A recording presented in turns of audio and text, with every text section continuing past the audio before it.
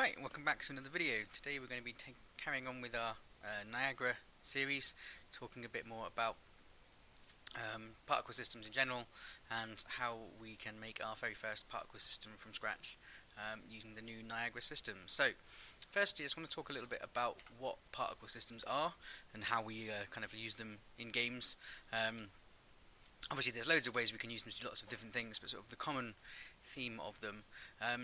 They're just a way of spawning geometry into the world. So if we have an environment, we have a plane, we have some mesh, and we have a material assigned to it. Well, actually all this particle system doing is that same thing. If I just go into a wireframe for a second here, wireframe, here we are, and if I turn off real time, you can see each of the sprites that's being spawned is just a quad. And these terms, sprite, quad, particle, they're pretty interchangeable, but they're just describing this system spawning out these little squares.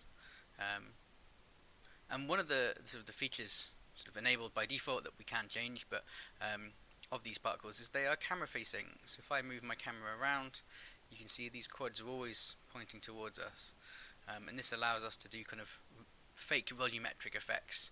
You make your fire, you make it 2D, you point it at the camera, and then as you move around it, it always points towards the camera, and you get this nice sort of fake 3D effect from a 2D plane.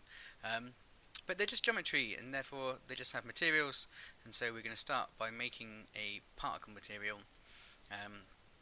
which generally there's no real difference between particle materials and regular environmental materials, but there are some extra features we get and some extra ways we can hook up our particle system and our material, particle system and material to talk to each other. So let's have a go with that. So real time back on, lit back on, and the material I'm going to be making, let's just create a new folder for materials.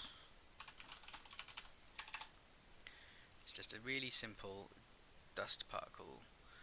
So dust. Let's bring that in. So the node we're going to be using is particle color. So one of the things we have that allows us to communicate between our particle systems and our materials is this particle color node, and we'll have a look at how to set that up in Niagara. And all I'm going to do is just going to plug my color straight into base color. And that's going to give me a preview of white. So by default it's going to preview here as white, but now I can access this in Niagara, so let's do that. So actually in Niagara itself I'm going to start a new emitter, Niagara emitter, and I'm going to do a new emitter from template. And actually there is a template that works really well for kind of dust particles hanging in the air, hanging particulates. So we'll start with that now, and then we'll go over all the different features that we've got in this, and we'll start from scratch and recreate this sort of effect as well. So here it is. I'm just going to call this Niagara emitter dust. Start that for now. And here down in sprite renderer, so I said earlier, sprite, particle, quad, interchangeable terms usually, has a material assigned to it. So this one, default sprite material, is just giving us that sort of camera facing sprite. And if I change that to my dust, mdust is the one I've just made, it's going to have to compile. By default, materials don't have the right usage flags, so now it's picked up that it's got used with Niagara sprites on it. If you want to know more about these, I made a video about that recently, so check that out. But now we've got our sprites spawning in, slightly moving around. We get this kind of like dust type motion, size and scale and things. But we've got particle color in here, so how do we get to that color? Well, in initialize particle, one of the things that Niagara's done is kind of joined together all of these different things. These are all separate nodes in Cascade, but we have this color parameter, and this is obviously set to white. If I just color pick this and make them blue, suddenly we're getting blue particles, which is really cool, and that's coming through that particle color node. So because this node exists in our material, this material has been assigned to this sprite, or to this renderer, and then now the color here is being picked up and passed through to our shader. This is really cool. So this is in particle spawn, So if I wanted to randomize the colors here, I could do that. It's not going to keep updating, it's only going to run once on the initial setup of the particle. And so if I click this little down arrow, I can override what's driving this color. Now currently we're set to new local value, that's what the default setting is here. This is just a value that we've set. But if I type in random, we'll get this option here, uniform range linear color. Well, it's not actually random, although it's there in the tooltip, also known as random range. You can also type in uniform, that also works. And what that means is it's going to give us a min and a max value, and it's going to, the uniform bit means we're going to have equal distribution amongst these two values. So if we have a look, we've got black and white and equal amounts of all the grayscales in between, and that's spawning there. And if we do that, set this to blue, set this one to red, and now we're going to have blues and reds and purples. A bit small here, so one of the other attributes we've got here in our initial particle, or initialized particle I should say, is sprite attributes, sprite size. So we've got two values here. Now this is in world space units, so this is in centimeters because that's Unreal units. So if I just make these a bit bigger, 5 to 10, we can start seeing those a bit, 10 to 20, just for the sake of visualization in this viewport. This example. So this is how we can do our initial settings, create random values between two things. Same here, rotation. This is random between 0 being no rotation, 1 being a full rotation, so we're getting a full 360. Rotation's a bit awkward in that it can be described in many different ways. This is normalized rotation, so 1 is a full 360, but there's also degrees and radians and all sorts, quaternions. I'm not going to go into those today. But the important thing here is to look at how we can have a random value between two things. Because what's really nice about particle systems, one of the big advantages, yes, we can spawn lots of individual quads. Like I say, these are just mesh with the material on, we could just place them. But by using the particle system to spawn them, we get a lot of random values. And so generally particle systems are used to replicate real world sort of dynamic, chaotic systems, rain, fire, stuff like that. And so by having a lot of random values in here, we create a little bit extra randomization to this. And so we're getting sort of random color, random size, random scale, which is all pretty cool. Now this doesn't look very dust-like to me, so let's actually set our colors back. I'm just going to default these blacks to whites. Let's say white, and then we're just going to do slightly off-white. So we're getting like a little bit of grey, a little bit of colour variation, but not too much. We'll worry about that a bit later. And I want to put a texture on this. So if I go in here, back to my material, if I load up a texture sample, there is a dust texture in here. This is from the starter content. And if we have a look, I turn on the alpha, turn off the alpha, it's just some splodges. Dust is going to be pretty small on screen, doesn't need a lot of texture detail. It's in fact only a 128 texture. It's really tiny. But there's 4 different images on this. So we're not going to be using the whole image at a time. We're going to be using one of the 4 at random. So this isn't an animation, and we'll have a look at how we can set up animations on our textures in another lesson. But today we're just going to randomize between one of those 4 things. So like I said about creating random in your color, random in your size and rotation, you also can create random in your texture. And the way we do that is to just put 4 or 9 or 16 or however many we need on our sprite sheets, and then we just pick one at random. So here in the material, I'm just going to use this as opacity. So I change this to be a translucent material, plug in here from the red channel. This is only a single value, so we only want to use one of our channels. Doesn't matter in this case if we use RGB, it's going to be the same data because this is just a black and white texture, but it makes sense if we're only looking for a scalar parameter here, or a scalar value, to when you plug in a scalar value, and we can see, well, we can maybe see this sort of the 4 dots there. Just set my preview scene settings, wherever they are, down here, back to default. Where's the default? Quick panorama. There we go. Well, still a little bit hard to see, but we can change that in Niagara. So now we've got our 4 different sprites assigned, and I've clicked apply, so that will be now passed through to our system, our emitter, and we can see we're getting all four on there, all 4 of those images at once, which isn't very dust-like. Might just set my size back. What was it? 2, 4, something a bit more. Well, let's keep it big for now, so we can see what's going on. So how do we tell it to only use one of those 4 things? Well, it's here in the sprite renderer. We're using what's called a sub UV here. So the whole texture would be the UV, and we're only using a subsection, hence sub UV. And it's very simple. We just need to tell it to use a 2x2, and now it will have picked the first frame. So every single one of these will have that first texture on it, and we tell it to randomize this. So in our sorry about that, a little technical hitch. We have just set our sprites up. So we're using the sub UV.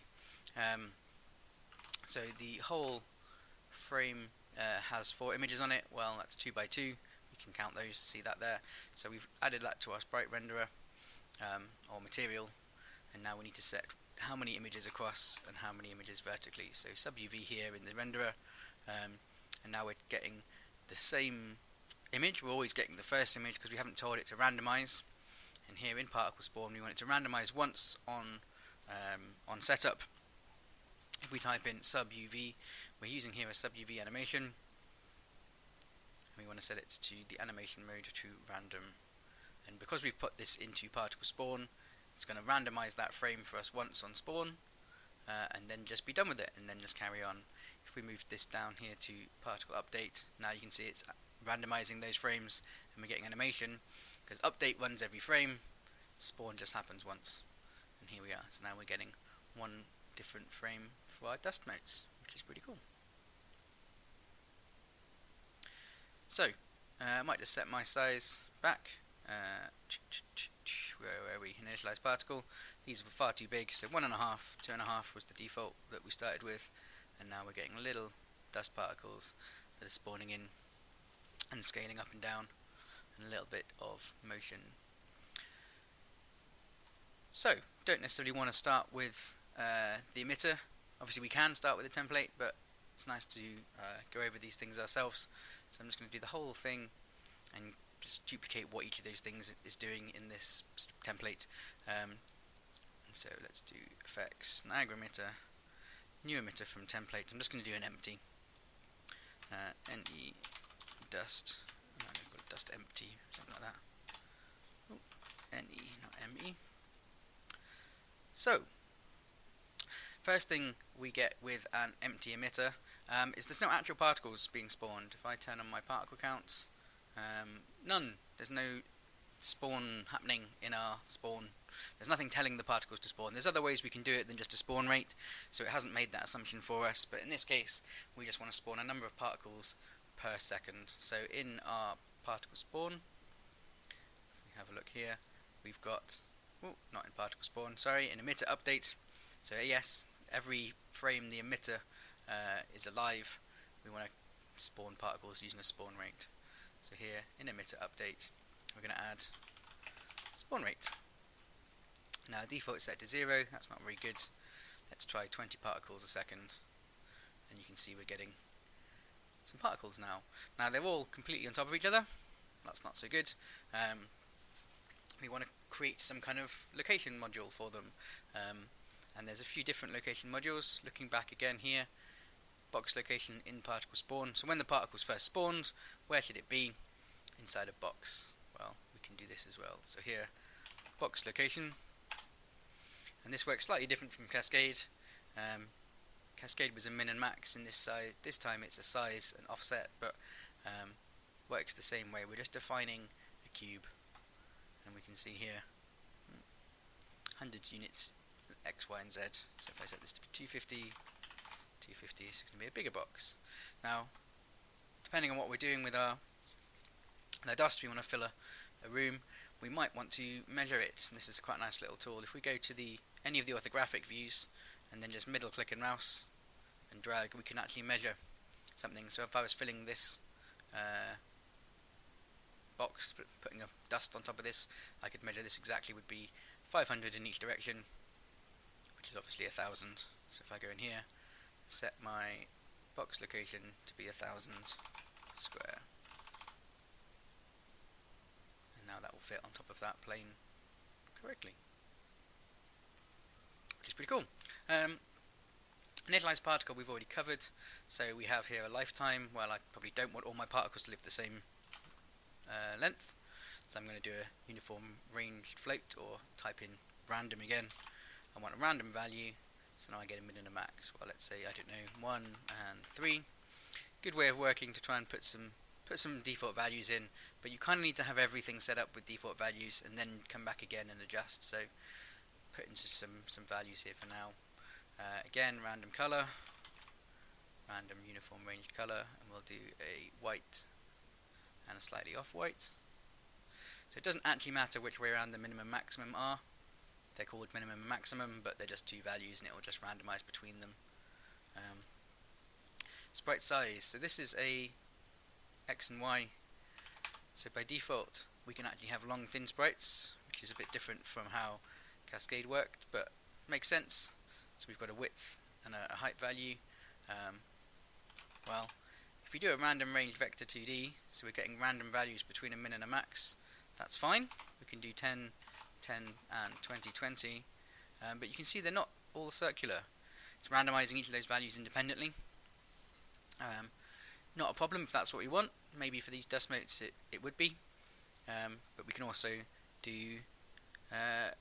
uniform scaling. So the way we're going to do that is, rather than randomizing a vector 2D, rather than randomizing both x and y at the same time, we're just going to randomize a single value and convert it. And so we have vector 2D from float, vector 2D from float. So we're going to create a single random value here, a single float value, and we can convert it to a vector 2D, and that's going to take whatever the random value is and just put it in both x and y. So here, if I did a, it's in the wrong place. So I want vector 2D from float here. If I then scale this up, you can see we're getting big sprites. It's working, scaling them x and y at the same time, but I don't just want a single value, I want a random float. And now I can say, right, how big do I want it to be? 5, 4, 10, and this can be the random value.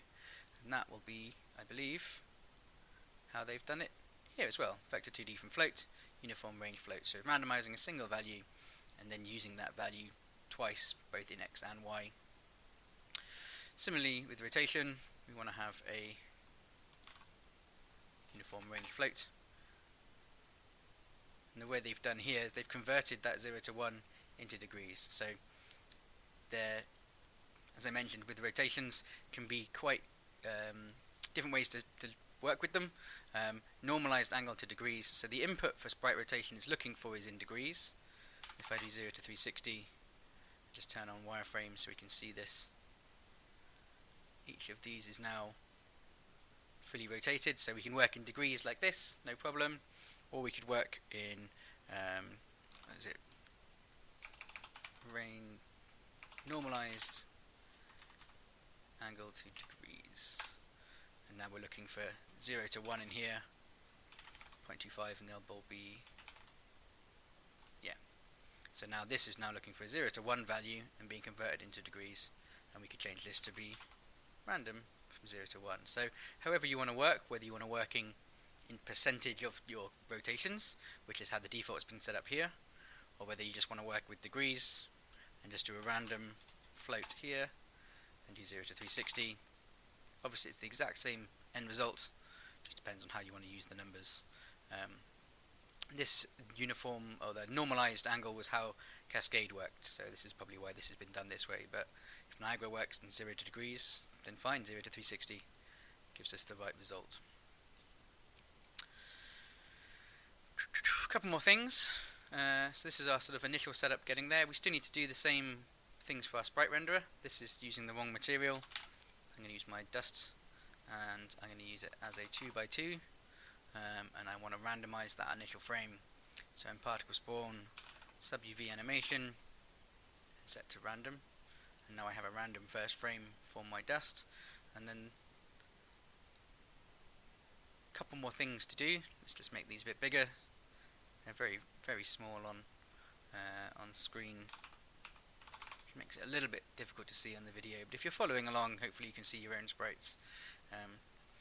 Now these are popping, so that's at least my term. I don't know if it's a technical term, but it's my term for how to describe when you have a really big change in a sprite in a single frame. So they appear in a single frame, and we get this really obvious pop. And then the same when they die as well. So we need to control the colour over the lifetime. And so if it's over the lifetime of the particle, it's going to be in particle update rather than particle spawn. Now we've randomised the colour, and we can also randomise the alpha. But in fact, this isn't going to do anything, because in my sprite renderer, if I go back to my material, I haven't actually plugged the particle colour into anything. So if I'm going to fade these sprites in and then fade them out, I'm going to want to multiply my particle colour alpha value by my opacity mask, and then I'm going to get a nice, or the ability to fade in and fade out. Make sure I apply this to get it on the emitter. And if we have a look in my initialized particle, now I'm randomizing between different alphas. So what I now want to do is I want to take my initial alpha, how bright these are, and scale it to 0 at the start, up to 1 at some point in its lifetime, and then back down to 0 at the end, and that will fix the fading in and out. So that's going to be in particle update. It has to be over the lifetime of the particle. And if I just type in scale, we've got this option here, scale color.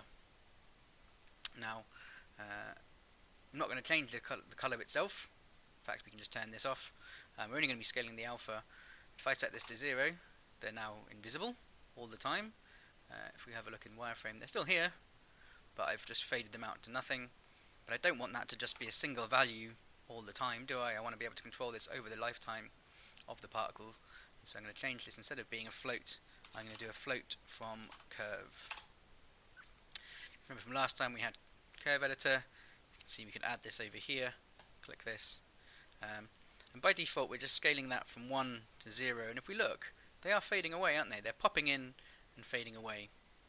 Well, all we need to do to fix that then, bring this keyframe over and just add another one at the start, and I'm just going to add that, manually type in 00, and let's say 0.51, and then we've already got a keyframe at 10, so at time 1, fade away, and you can see our sprites are fading in, fading out.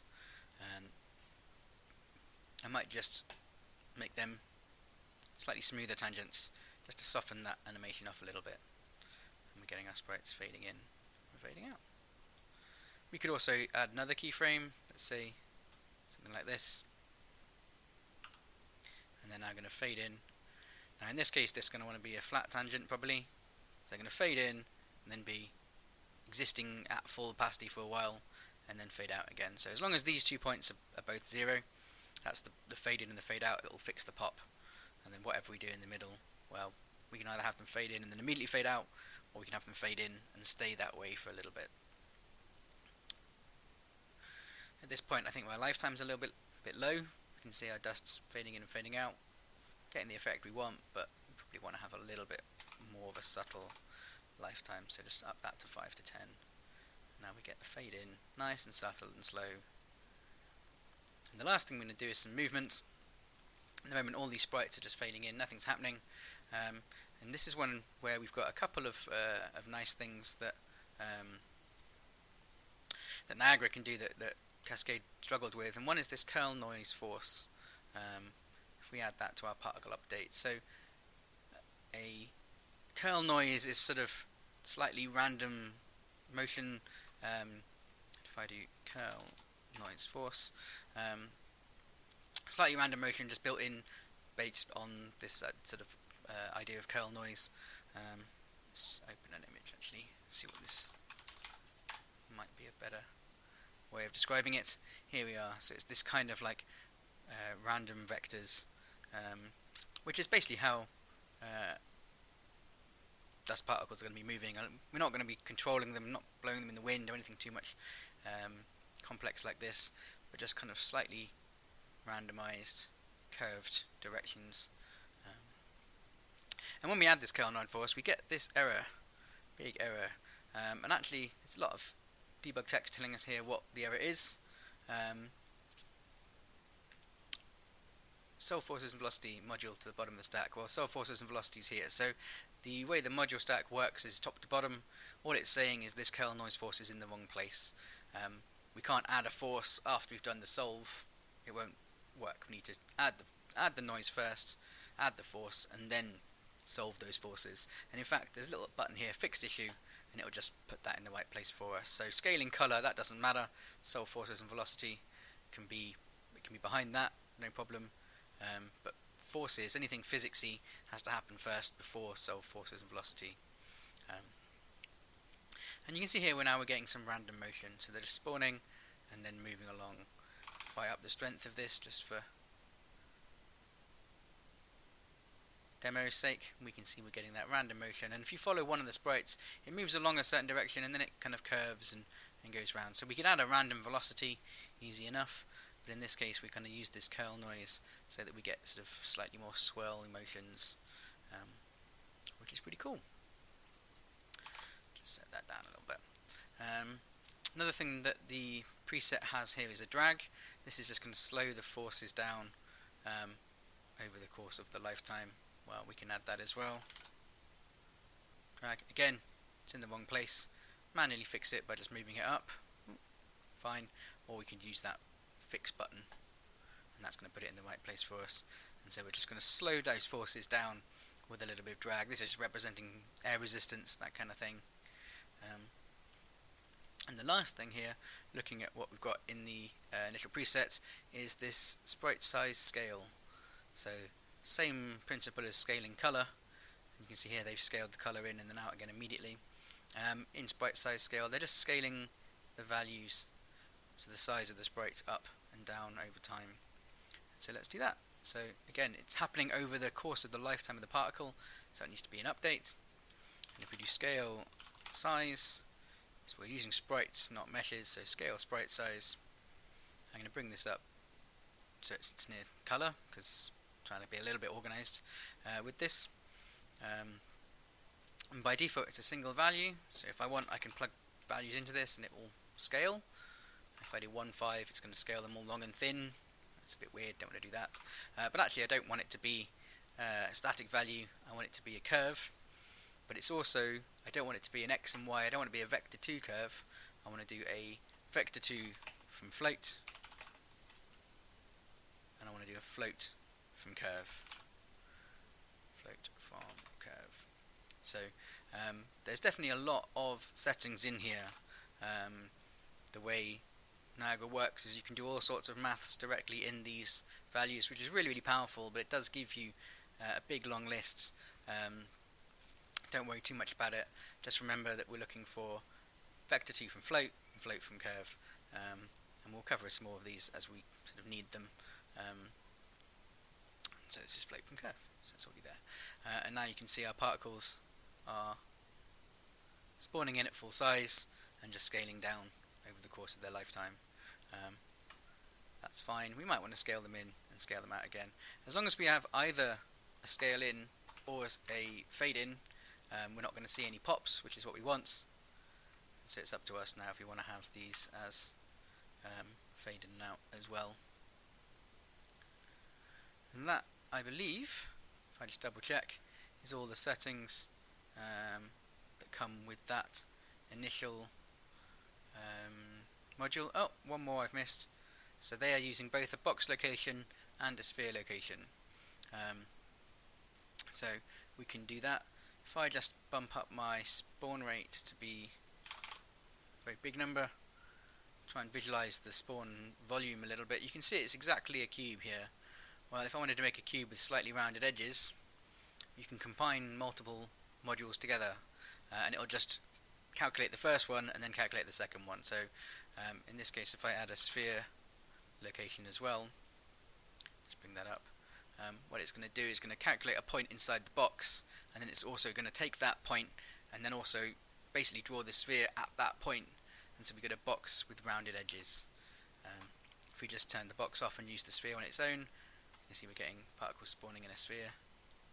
Let's make that a little bigger so we can see what's going on. So there's different location modules. If I just type in location, we see we've got box, cone, cylinder, grid, sphere, static mesh, skeletal mesh, system, torus. Lots of different locations. Box, cylinder, sphere, they're going to be the three probably most common ones, but we can also spawn off meshes and all sorts of complex things. But combining the two together, we get basically a box, and then we've added this sort of smoothed, curved edges by adding the sphere on top of it.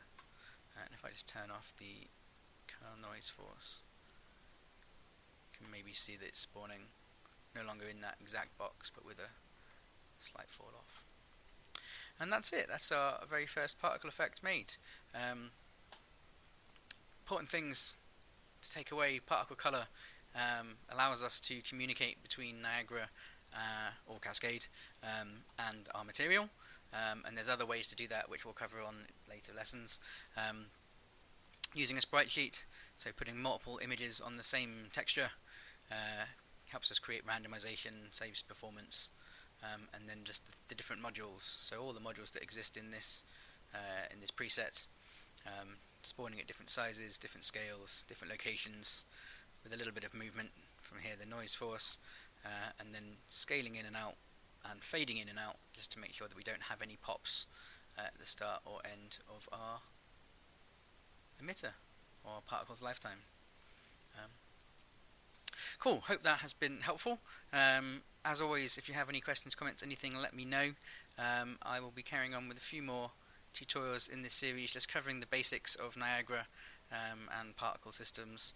And yeah, big thanks to all my Patreons, and I'll see you all next time.